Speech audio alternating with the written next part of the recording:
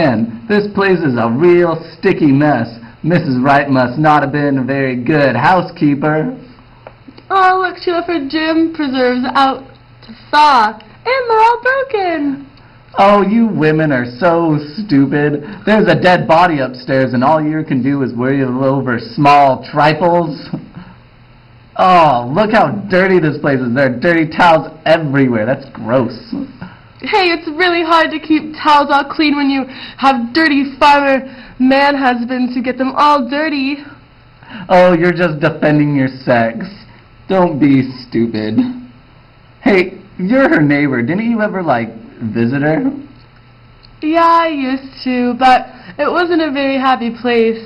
Not very cheerful, maybe because she's not a very good housekeeper and doesn't make it all nice and warm and house-like. Well, I'm going to go check out the body upstairs. That guy is such a jerk.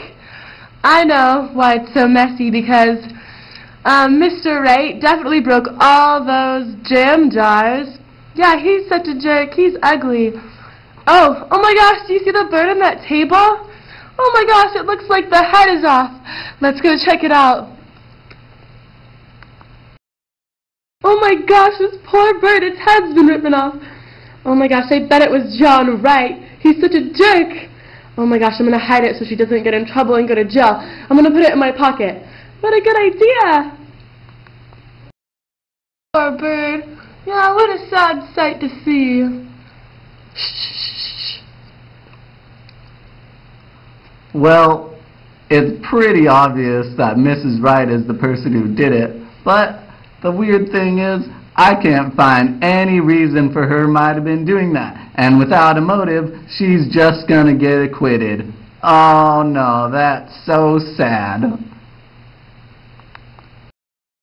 Hi. You may have seen me recently as the sheriff, but I'm really just an actor. And today, I'd like to talk to you about an analysis of Susan Glaspell's play Trifles.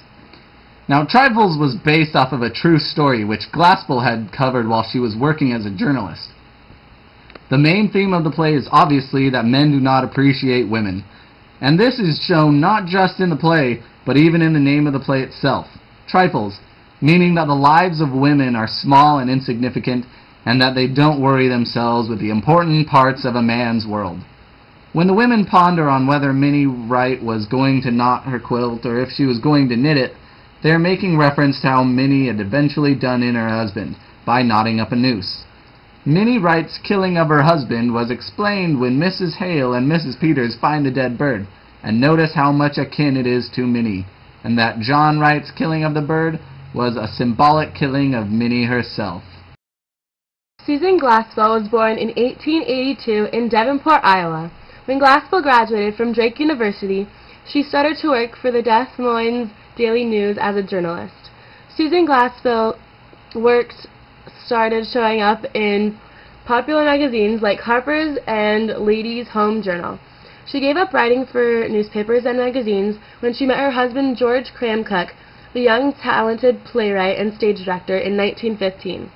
Together they formed a theater company called Provincetown Players in Cape Cod. Glaspell and her husband wrote many one-act plays for their troupe.